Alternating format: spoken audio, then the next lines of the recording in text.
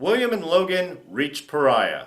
Ford has a little chat with Delores, and everyone wants to change their story. It's HBO's Westworld, Season 1, Episode 5, Contrapasso.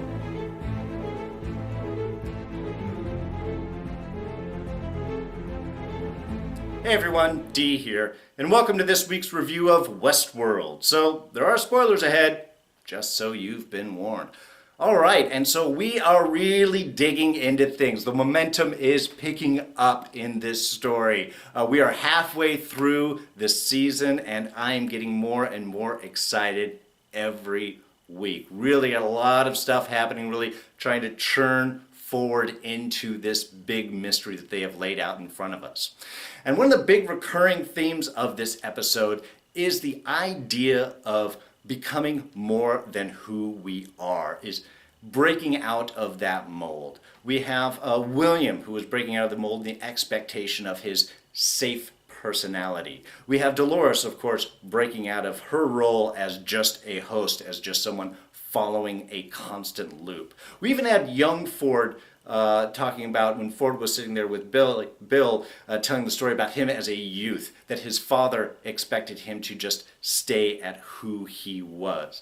And then we even have Felix, the tech, that is trying to become more than just the body doc that he is right now, step into the behavioral field and playing with the little bird and the little behavioral system there. So we have a lot of characters here looking to break out of the mold that they are cast themselves in.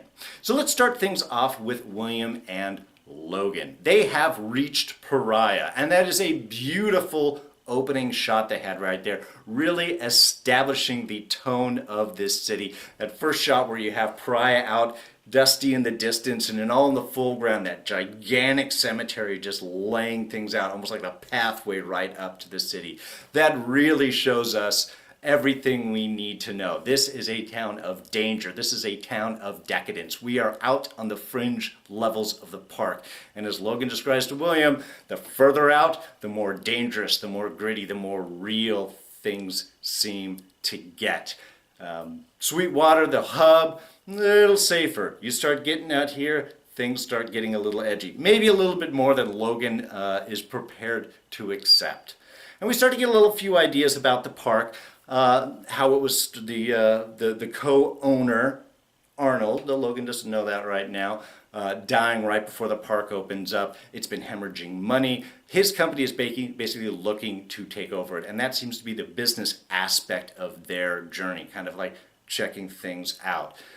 And Logan sees William as Mr. Safe. He is non-threatening. That's why he says why he promoted him, why he brought them on this job, and perhaps maybe even why his sister is marrying William. He's not a threat. He's not going to stir up trouble. And maybe for the most part that was William's, but what Logan said at the beginning when he brought him into the park is, this park helps you find out who it is that you really are, and he can't wait to see that. And he might be regretting this by the time things are over and he's getting his butt handed to him by the Confederados, and William just moves on. But again, William's story here right there is kind of, again, stepping into finding that new character, and it's that heroic sense, that heroic journey that is going to shape him. When we see the attack on the to get the nitroglycerin, and the promise, no, we don't want to hurt anyone, everything is fine, and that is William's position until Delores is threatened. The girl is threatened, the hero comes forth, and at that point William has no problem plugging everybody that's there that is now a threat. Before it was fun and games. He knows that he is safe, but he also knows that Delores can be killed, can be stopped, and that's not something that he wants. So in that sense, he really is living that realistic position. He is really inhabiting that role. But a lot of it is he is serving is, and even both of them are serving as kind of the journey, the compatriots, the companions for Delores, who's really kind of like the central point of this particular journey. She is hearing more of the voices, she is following those, and she has really kind of come to an agreement with them, that this is something that she wants, and she is willing to listen and have those little conversations or images. And a lot of this comes through voices. A lot of this comes through the visual imagery when she goes and sees the tarot card reader that puts the matte vision down, and then she's seeing herself. It's like these multiple sides of herself conversing and trying to figure things out. But it is no longer going by unnoticed as Ford yanks her out, and we get a very interesting conversation. And we get a very interesting difference of point of view. Before, when we're having Bernard speak with him, or the images of Bernard speaking with Delores, she is fully clothed. With Ford, that's a total difference. So we can see that this is a conversation that is, in fact, physically happening. Delores goes out, she gets pulled down, Ford gets to have this conversation with her, naked and just as she is. And seeming to respond appropriately, answer all of his questions, apparently being forthright. There is real no reason for Ford to suspect that she might be lying, though of course, as we know, she totally is, and this is another really big step for her. It's not just her conscious character self, but even when she is in analytics mode or diagnostic mode or with the creator himself, that she is able to hold on to this lie. As she says later on, I didn't tell him about our conversations.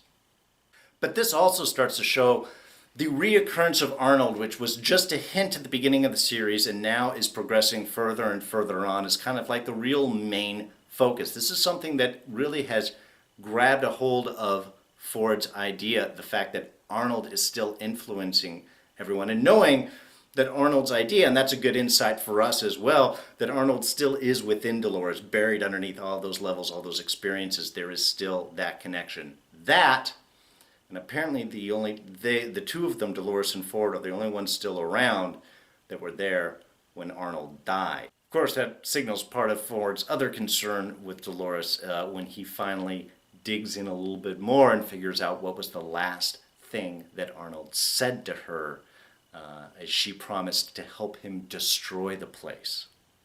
So that's kind of an interesting thing and opens up a different little idea of what exactly the maze is all about. That mystery of Arnold, I think, is going to drive us for a little bit more, and we're just going to get little bits and hints of answers from that. But what it is this, we'll just say this is the motivator for Delores, who is making those big choices, making those big changes in her life. And in that big final sequence, we see the extent of her ability to change. And I love that line, I imagined a world where I wasn't the damsel. And that allowed her to pull against, and again, in some ways, the heroic step, much as William stepped that next level when Delores was threatened. When William was threatened, Delores was able to make that next step up. So we can see how the strength of the connection between the two of them is really motivating their own personal evolutions. Now, the man in black in this is really starting to be, he's already a very interesting character, but there's so many interesting levels to him. For someone who's being the actual human, trying to discover this maze, trying to find these bigger reasons, and yet seeing meaning in how all these small innocuous moments. He had Lawrence with him, and he didn't know why he was carrying with him until he ran into Teddy, and then as Teddy was dying, he realized, oh, Lawrence is just here, so at this point, well, he was there in order to make the connection to get to the maze, but at this point, he's carried him along. Why? Just to be able to resuscitate Teddy. I'm not sure exactly how, draining all of his blood, and then how he got that back into Teddy. It didn't see any, IV or anything, which would have been a simple, straightforward if he had that. So what, did he make him drink it? Did he poke a hole in it? I don't know how that happened. That was kind of weird and unexplained. But it's still interesting how the Man in Black is seeing reasons in amongst all of the chaos. And yes, while the park is formulated and why things are set around for reasons for narrative, he is kind of going on this own non-narrative journey, and yet things are still connecting for him, at least how he is seeing it. And he's very good at manipulating the people around him. Even with Teddy, how does he get him to go after Wyatt? Well, he just tells a little white lie that Wyatt took Delores, and all of a sudden Teddy is right there. For his programming, that works extremely well. And then we had that final little sequence when Ford sits down at the bar.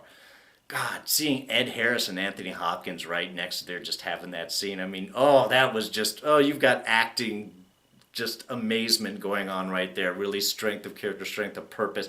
Everything was laid out right there in just a marvelous little scene where we get, some insights, where, obviously Men in Black recognizes Ford, has that little connection, is wondering, why are you here? Are you here to stop me on this path? And it seems for a moment that maybe he is. Again, Ford's been having this odd obsession with Arnold, and it's all new. I mean, it's been 30 years since Arnold's death, and now with the events that are going on, he is starting to really feel, he seems to be starting to get obsessed with this idea of with Arnold.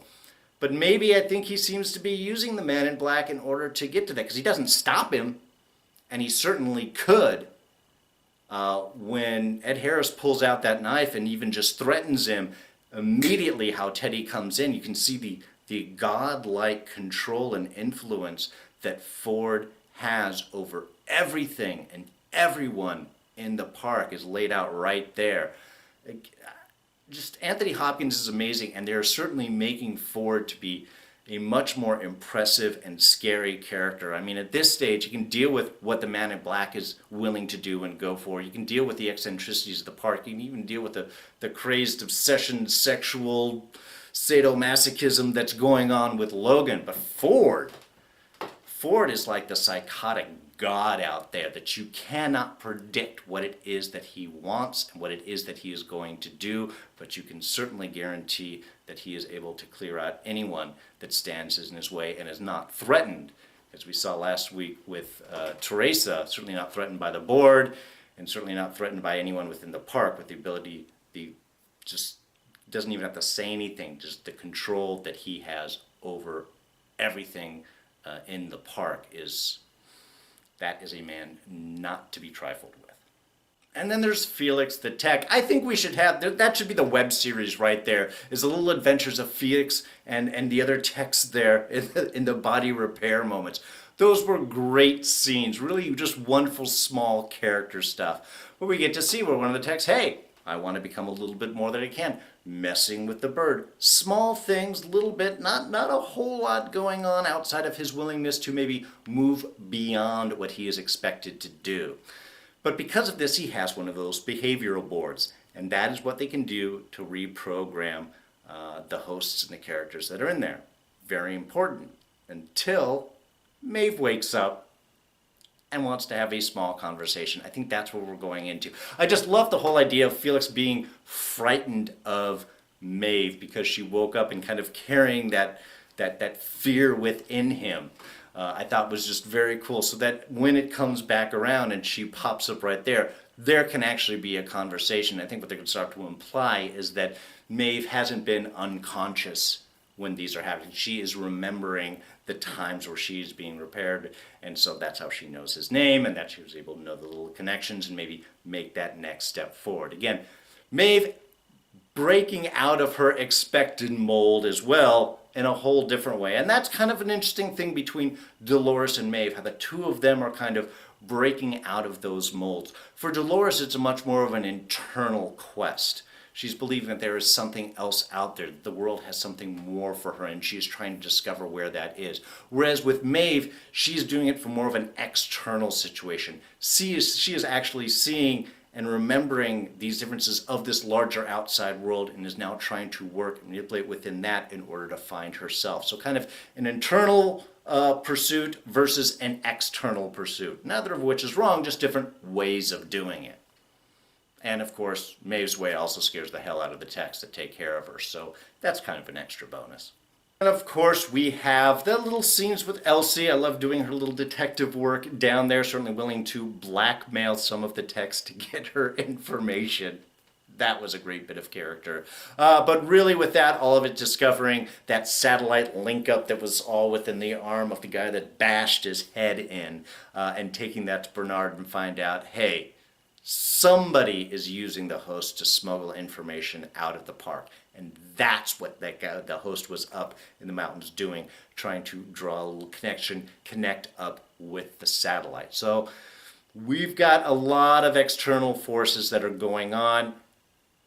Is this the people that are responsible for the changes in the reveries and the opening up of the programs and the whole memory recollection that's happening with Delores and Maeve? Or is this another side thing? Is this just an extra complication? Is this potentially part of Logan's company that are using these in order to get some more inside information before they want to take over the park? Or is this something connected with Arnold? Lots of questions out there, but there's definitely other outside influences going on. Just a thought here. Lawrence, I love that sequence. I love the whole thing, and we thought we were wrapping stuff up when the man in black hung him up and drained him out in order to revitalize Teddy there. Again, not sure how that happened. But it was almost like perfect timing, because just as that was done, it's like, great, you need to kill him so we can take his body. We got to get him out to Pariah so we can have him meet up with Logan and William. I just love the fact we get to see him again. And then, of course, in that last sequence, you can just call me Lawrence. It was just, it's just a fun. It was really enjoying a character, so I'm glad that he is still sticking around in his own kind of interesting way. Also, just had a thought. The park keeps getting bigger and bigger, and the amount of hosts that are living within it, of course, larger and larger. And we're seeing there may be a whole war that is going on out in the fringes of the park that maybe no one ever sees. And all that made me think of is how many of these hosts are around just constantly repeating the stories, not even with any guests around. Because, yeah, we have Logan and William here, but how many other guests are actually in Pariah? There's probably a couple. But like that whole massive orgy sequence and everything, you can just imagine these are just hosts repeating and redoing these scenes and these moments all the time. And there might be a whole battlefield out there where battles are constantly being happening, and hosts are getting blown up and killed and constantly having to be repaired. And there's no guest out there to see it. Did they put it on pause when it's there, or is the outer fringes controlled by something else?